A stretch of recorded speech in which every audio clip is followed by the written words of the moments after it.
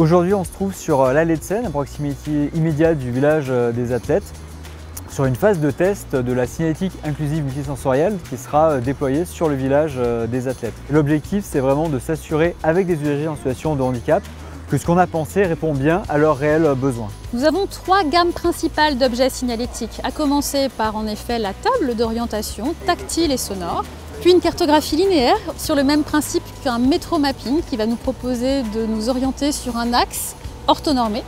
Et finalement des mâts directionnels, peut-être plus classiques, néanmoins nous y apportons là aussi notre fameuse couleur signal, de la lumière, un contraste et des pictogrammes qui ont été créés pour l'occasion.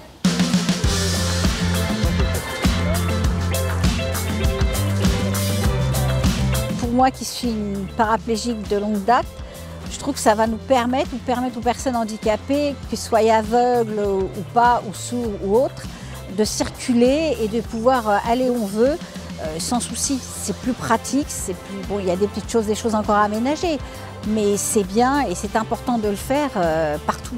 Je trouve que c'est quand même super intéressant comme approche. Je pense que ce qui manque très souvent à beaucoup de non-voyants, c'est la possibilité d'avoir une vision d'ensemble, si je peux dire ça comme ça, d'un lieu où on est. Et en fait, parfois, on va prendre d'un point A à un point B sans du tout savoir qu'en fait, tout autour, il y a C, D, E, F qui sont placés de telle et telle façon. C'est une page qui se tourne et qui va s'ouvrir pour pouvoir avoir un peu plus de liberté quand on circule.